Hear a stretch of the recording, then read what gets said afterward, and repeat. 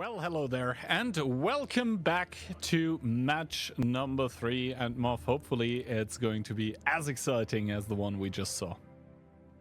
Hopefully. It's Cashback against Hit and Run. We've got the team that will be going to China after all. It was a big shock that they weren't going to go, but turns out they are going, and Cashback with an opportunity.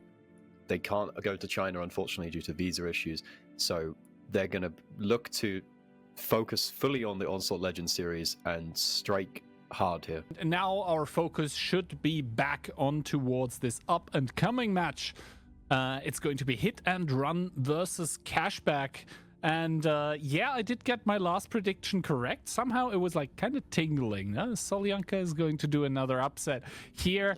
Really, after yesterday especially, where Hit and Run and Mafia had the greatest of all series against each other, I don't know what to expect, because Cashback is a crazy good team with player skill off the chart. But yesterday, Hit and Run, a team that we have doubted recently a lot, have shown that they're still on top of their game. Yeah, they're still a force to be reckoned with in the Onslaught format, but more recently it's been hit or miss rather than hit or run, right? Hit and run. So Cashback, obviously they're sort of Onslaught pros, right? We've got Liberty in there, who's one of the best players in Onslaught random queue. The whole team is absolutely stacked, right? So, but they also had really surprising defeat last week. The predictions, again, a very weird prediction, 77% in favor of Hit and Run versus Cashback. This one is definitely more 50-50 in my mind. Let's say unconventional strategies. There was something with not committing corner on El Halouf, using a 13-105 instead. As crazy as it sounds, it happens, and now comes the big surprise even. They ended up winning that round. That means they used maybe a lot of burn strategies, right? A few of those forbidden ones. You can use them once, but after that, they're used up. Teams will watch that, and they will know to adjust how to not lose against this. And once again, we have split predictions here. I am saying it is going to be rather smooth sailing for Cashback. That is because I think that Hit and Run, yes, they're coming off of the hype from yesterday, but they spent quite a few strats, while Cashback didn't have to reveal that many. Ducky's saying 3-2, so Cashback believer, but tiebreaker, and the same goes for you, but for Hit and Run. I don't know what to believe anymore, Key, with the predictions. It's just every time we think that there's sort of an established pecking order of, oh, this team is the best and this team is the best, it just gets completely flipped on its head, like we've seen with Solyanka, who are now top of the league, of course. Anyway, lineups going to this first game. I already see something highly unorthodox for a game of Cliff. Behind him, it's going to be double 50B versus double Foshby, so we'll see who wins that. Well, let's see here. Piotr is taking the stone, and now the double Foshby is going to become apparent soon. The 50Bs opting out of driving in because they are probably afraid of that Foshby, and rightfully so. However, the triple bat chat by Cashback starting to come in here as a swooping ball of death. They are looking to pick up Monster in that CS63, who is in that C2 position currently. The Force are trading it out here with those 50Bs, and now Liberty, we can see he still has 4 shells remaining. Same thing for I said, as Piotr is going to try to do what he can, but those shots in those Foshbs should be sufficient. Yeah, the double Foshby pushing across towards Piotr. There's not really anywhere for him to go. Eyes still has shots and does pick up the kill. The double 50B have to bail out of the situation. Monster dropped off into the low ground, but he climbs back up now to avoid getting shot from the low ground. He's going to start focusing out on towards Barbarian, but Barbarian is ignoring him completely. He's actually focusing out the 50Bs on lower side. The focus fire coming in here for the side of Cashback. They're now leading in guns and HP. And it looks like they're going to lose the top side, but they should be able to pick up the likes of Monster and the 50Bs. Oh man, Moth 2013 wants his meta back. It is a mayhem, really, of Batchats driving on Cliff, and it's absolutely beautiful to see here. Cashbback picking off gun after gun after gun, and it's going to be Monster falling next. It is 3 tanks remaining for the team in white. Hit and run here, hanging on to dear life, but not much longer. As I said, the next autoloader claims yet another life. Barbarian Barik is going to kill Mentos, and now only T-Sec remaining, probably wondering where it all went wrong. Years gone by, I mean, we used to even see 7 Batchats being brought on Cliff, and I think this is the first time that so many Batchats or so many autoloaders have been brought, and it's actually worked out. Like, yeah. True. Every game that we've seen previously, it's just like, yeah, Batchats, and then they just die, and it's just over. Yeah. I mean, the Batchat is obviously a tank with a lot of potential, a lot of power to be tapped into, but at the same time, it's like it's kind of a glass cannon. And let's see if Hit and Run are able to equalize it on their map pick, or if Cashbback starts running away. And once again, triple bat, and the king is indeed back, hopefully. As Liberty picks up for Spee, we have double 277, kind of an interesting choice in my opinion, together with Coyote in that single BZ. Yeah, 277's not really something that we see every day in Onslaught. There seems to be a difference of philosophy here. Hit and Run going with the Polish medium tank, the CH-63, going for the speed to try and get up into positions early on, but the Batchat has proved to be quite good at countering those CSs, right? You just do your first clip, pop your ability, you run away for a bit, and then you come back and then you delete him. Although I do think that the Batchat in like random queue Onslaught is quite a bit stronger if played by someone that actually has hands. Let's see now. Hit and Run coming into that 1-2 line with double 50B, double CS. They don't end up taking any damage whatsoever, and this might be problematic for Cashbback because they are now in that middle, and they're kind of squished in between, you know, the tanks that Hit and Run have in the middle, the tanks that Hit and Run have at the donut. Now, however, Batchat and Forshb starting to come in. Mentos the first focus. His HP down to the grave. He goes, gets completely focused out. Little falling on the other side as well. Barbarian probably next focus down towards the 2-shot, but no one there to pick him up as it stands. Barbarian, does he make it behind the corner? He does, and all of a sudden both of those teams in that engagement somehow get a kill. Rexar doesn't make it out, it seems. Dire moments. Yeah, Monster driving through the open there, just about manages to get back around the corner into safety. Coyote is going to go down, and the HP is so much in favor of the side of Hit and Run. Cashbback just bled so much early on there. Liberty trying to push back across to re-establish some kind of map control, but T is just completely caught in a crossfire, and his teammates cannot support him. He will fall shortly, and just like we saw in the first game, it's swung the other direction, and this time it's Hit and Run with a dominant round on Cliff. Indeed, Hit and Round here, hammer and anvil, the donut and the middle of the map to just completely squash the team of Cashbback. Yes, those had 2 autoloaders coming in for the backstep, but all that they realistically got was a singular 50B that was already very deep into his clip if he hadn't already spent it.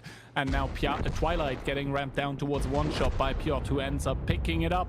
And Pan's Fury killing Squeezy are going to secure by Cashbback, but it was the hammer and anvil approach for Hit and Run. And as we all know, hammer and anvil probably crush a pincer.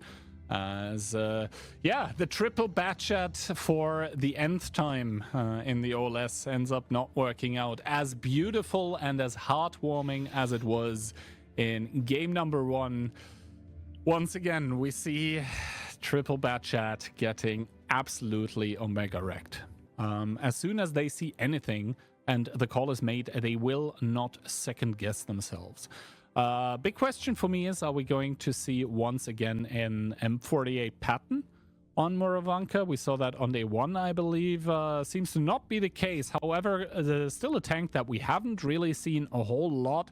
The 430U, those, you know, X marks the spot, funny button tanks, never mind. I was about to hype it up. All right, there we go. But like, yeah, the funny button tanks not really being picked in this meta currently. We do have Fosh, RHM, Batchat, well, Centurion, Action X, double ISN, and 60TP for Cashbback.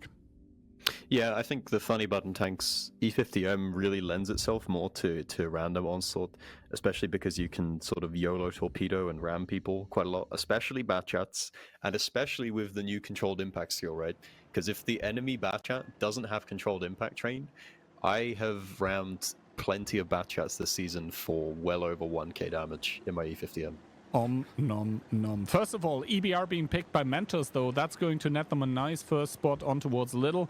And he does spot out Squeezy, even now needs to be a little bit careful, as he does see the double I7 as well. Coyote in that 60 TP is lit while he's getting the information tower. Does he get reset? No. So now full-on information available for either team, because the V4 by hit and run was getting the info tower as well. Yeah, so both teams with the information. How do they react to this now, though? Little is kind of caught in a bad spot here. That's not really where you want to be in the Foch B. Ketsai poking up, spots out all three of them as well. And those guys are kind of locked there now. They can't really go anywhere. So Cashback, they're bringing over the reinforcements. They know that they need to commit to this sort of forest ball. And everyone's coming over now as well. The Sente X on the other side of the map for the side of hit and run, that's Monster, is also coming over. So this is anyone's guess.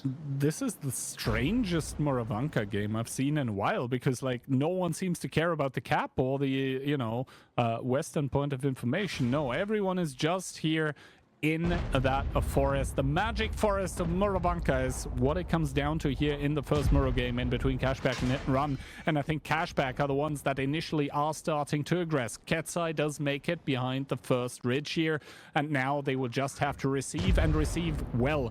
Piotr still waiting here for the opposing tanks to drive in. He does start to open up. Who is going to get the first kills to remove the effective DPM from the enemy team, as Piotr is even going to be the first focus here, down towards 200. Down he goes, not even sure if he was able to do his entire clip off. Yeah, he managed to get off 4 shots before he went down there. Pan's Fury pushing back in, trying to delete Twilight, who's in that crossfire position in the Sente X, but it's just a chaotic brawl here. Little just caught on reload in no man's land. In his Foch B, he gets picked up. Twilight will fall shortly in the Sente X, so no Inspire left available for the side of Cashback. The Mentos now coming in his EBR, just trying to provide any kind of interference and distraction that he can to take the focus off of his main combat tanks. Now pressuring on towards Squeezy, who's down to a one-shot, and this is going in the direction of Hit and Run. Indeed, Hit and Run now have the HP and the gun advantage. Liberty and Barbarian, the only two ones left, and Liberty is going to get chased down by that EBR, leaving only Barik in that lonely IS-7, who now is getting triple teamed here, able to remove one of the enemy tanks, but now he is left standing alone against 4, ends up falling against Monsters, so the team captain of Hit and Run himself secures the last kill, and Hit and Run, after going down 1-0 in this match, all of a sudden find themselves in a commanding match point position. Hit and Run were just able to set up well for the push and shut it down. Yeah, and to be honest, even kudos to Piotr. He only got 4 shots out, but all of those 4 penned, and he didn't even make the mistake that a lot of tanks would do in this situation, which would be, turning the gun around and focusing the fire on the Centurion Action X that was actually chasing after him. No, he was staying focused on the target that was at hand for his entire team. He was staying focused on ISED, who did even less than him. So Piotr here coming in with a good performance, even though he's the bottom on damage, and this is only where it starts for Hit and Run. The rest of the team obviously able to bring it home as well, and Mentos there with the clutch plays in that EBR, just picking up those important kills that maybe, the V4 didn't want to waste the alpha damage on, with triple Bliska in the cap. But let's see if they're going to pull the same move.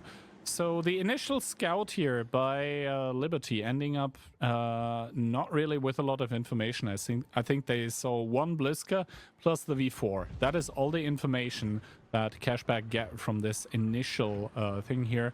As Hit and Run now do take 2 information towers simultaneously, which one do they end up popping? I think it was the one that the it was actually the one that the V4 got, as Hit and Run immediately start to overpush on that 1-2 line. Liberty and Little, together with Twilight, better start getting out of there.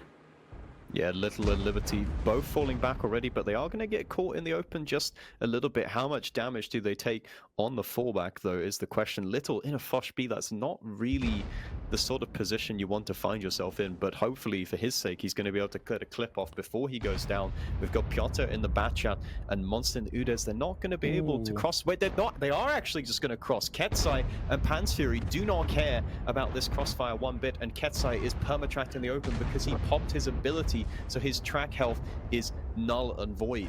Indeed, Ketsai here paying a huge price, but the price by little is even bigger. The Fosh B just completely blown out of water. Now Coyote here looking for the overpeak and does get it against Ketsai, so the kills are starting to equalize, but Liberty, he's such a good light tank player, but even he cannot withstand the pressure of just getting caught out in the open. It's going to be Piotr to shut him down. Now triple tank for Cashback fighting against Bliskovica. That is Rexar here, who's probably going to go down in turn, and good shot by Squeezy to shut down T-Sec. Kills pouring in left, right, and center. Yeah, Rexar gets picked up by Coyote. Pansfury crossing in the open. Mentos again trying to do what he can by just causing a bit of chaos, driving in behind the guns from Cashback, but he doesn't really have the DPM to be super effective here. Pansfury trading it out with Coyote. Doesn't take that much damage because he's got his ability pop, which means 30% reduction here, but the HP very much in favor of Cashback. Indeed, Cashback has a lot of HP, but Hit and Run still has 4 guns to work with. That is about to get reduced, however, as Monster gets found by Squeezy in that bat chat, and he does shut him down. So 4 versus 3 situation, and that tank by Squeezy, that bat chat is just so powerful in this situation. It is probably not even gonna be needed here, as only Piotr and Mentos survive here, and Piotr will end up getting shut down by, I said, Barbarian from the backlines is gonna kill steal that one. But yeah, Mentos remaining here, and for game or match number 3 of the day, once again, we are headed towards a tiebreaker. Yeah, Mentos just going to run down the clock a bit to try and ensure that he doesn't allow Cashback to get the fastest win, right? And he is an EBR, so he can waste quite a bit of time here. The hit squad from Cashback are trying to go for him. Coyote thinking maybe he's like trying to bait and turn around in towards A7, but he is well out of there, running down the 0 line. They're going to start heading towards the cap circle now. Barbarian still just clearing A0, just in case Mentos wants to get tricky with it and hide in a bush there. Information tower being taken, so they will know where he is. But I'd say he's already done his job here, wasting sufficient time. Yeah, that is realistically what he's trying to do at this point in time. There is no realistic chance of that EBR winning anymore, and Mentos knows it, you know it, I know it, everybody knows it. So Cashback are now going to start up the cap, which is, I think, the most viable thing to do in this situation here. Squeezy does get spotted out in the open, so he knows that the EBR must be somewhere close by, and yeah, I mean, he's even gonna hide in the bush. He is demonstrating good light tank gameplay. The problem for him is it's not gonna change anything. Yeah, just running down the clock. It's like a mini game of hide and seek at the end of the battle. Can Cashback find Mentos sitting in one tiny bush? It's even harder now because of the Onslaught modifiers. With only 25 meters of proxy range, you can basically drive right next to him and you will never know that he's there. Yeah, I mean, Cap now down towards 10 seconds. He hopes to get maybe another HE reset from the church. Will he able to get it?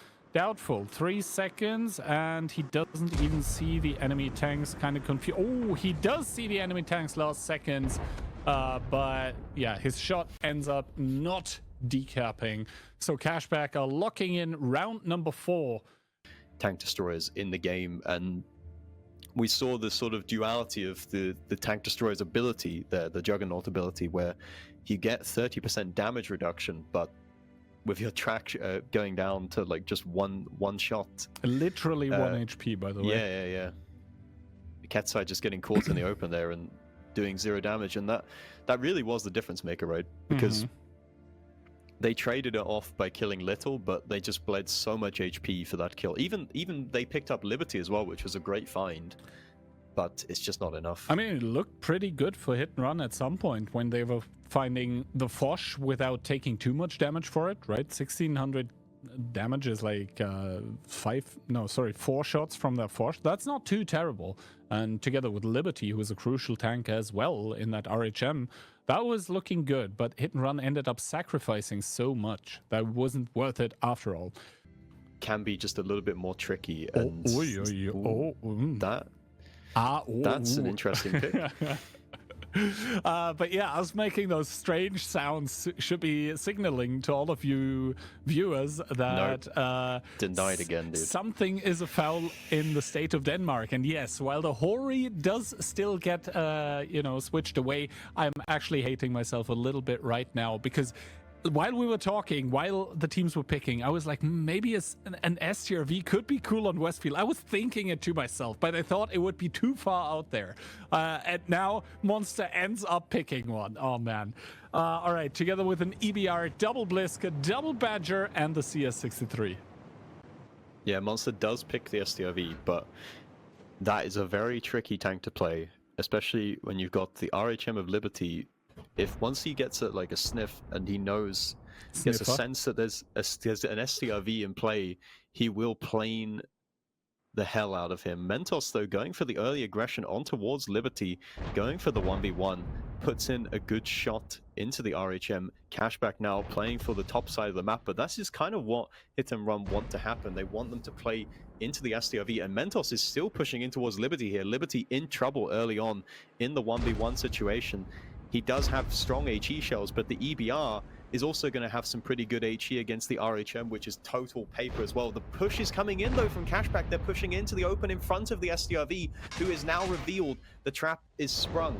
Indeed, the trap has been sprung, and that STRV is going to have a field day. Meanwhile, though, the rest of the Hit and Run team are getting pushed, but I think Cashback are realizing that they have bitten off more than they can chew. And now Coyote and Liberty simultaneously going down. Monster from the backline still raining down hell, laying down the law. And a quick triple kill, quadruple kill even, coming through for Hit and Run, are going to possibly secure them a round number 3 in this match here. Cashback still trying to hold on, still trying to find back, but I said in that Udes down towards a 2-shot. Same can be said for Little and Cashback. It's going from bad to worse here on Westfield for them. The light tank on the offside getting completely outplayed. This is something that I've never seen from Liberty. He just got completely crapped upon, if you excuse my wording, and Hit and Run 7-0 clean sweep. Yeah, they take it in tiebreaker 3-2. They put 3 points on the board in the overall standings, and this just goes to show some of the ability changes to the light tank, for example, having it slightly delayed at the start. They're not able to plane that STRV straight from the beginning, so they don't know that it's there.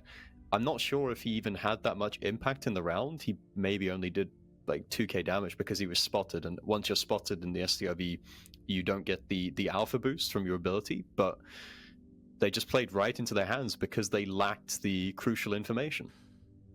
They were indeed lacking information. You could even say El No Sabe here. But yeah, let's take a quick look at the damage numbers after the game. And turns out the STRV, even if the damage, if the alpha isn't boosted, then it still has quite a lot of DPM. Monster here with an absolutely picture-perfect performance, 10 out of 10. He is going to net himself top damage, only 4 HP of damage off of doing exactly his alpha, but he has a kill to his name. And yeah, 7-0, all tanks in the fight. Mentos completely taking advantage of Liberty here on the offside. 2 tanks without damage even. This round was a disaster for Cashback, and it's going to hurt them even more, considering the fact that Hit and Run will take all 3 points from this game, put it onto the leaderboard, and gonna say thank you very much, Cashback.